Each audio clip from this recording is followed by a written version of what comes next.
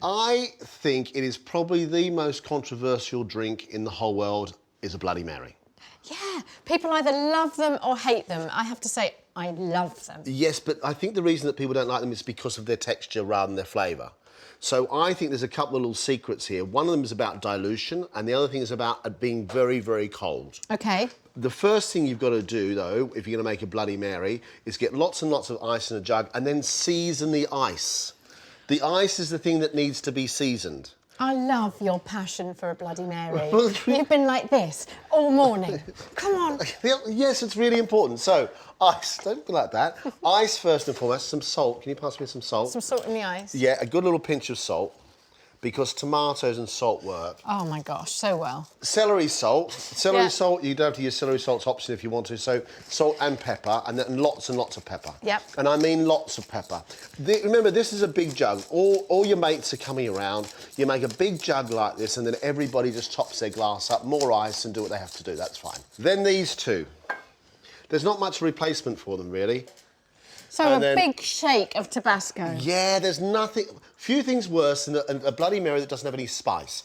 And this is where the spice comes from. Two things spice comes from, is from the Tabasco, and the other one's the lemon juice. Then some Worcestershire. Yep. That stuff. And you can see what's happening, you're seasoning the ice. Oh, yeah. It smells delicious already. So you've got spice from the Tabasco, then you've got acidity from the lemon. But if you put lemon and chilli together, they sort of cancel each other out a little bit. So it just helps to balance the whole thing. Cool.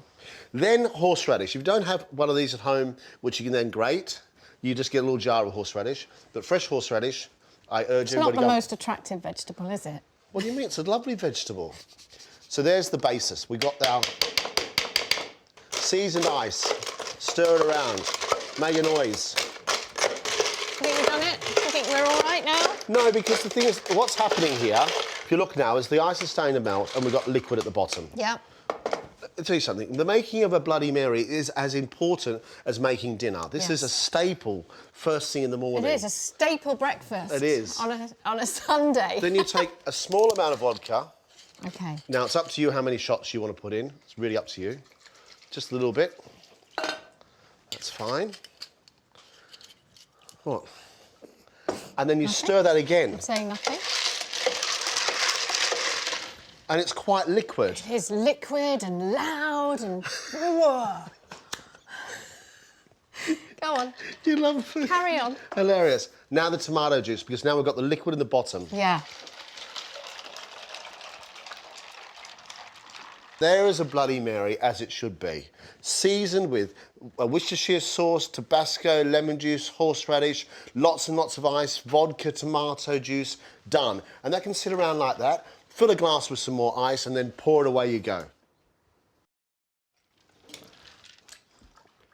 The secret to a Bloody Mary is a little tiny trick, which is about livening your palate. The first thing you taste is the thing that sets you up. So what you do is called a float. You take a tiny bit of vodka or sherry and you just put it across the top. And what happens is the vodka just sits on top of there. So the first thing you taste when it hits your lips is that little bit of vodka. You've loved it every time I made it for you. You've loved it. Okay.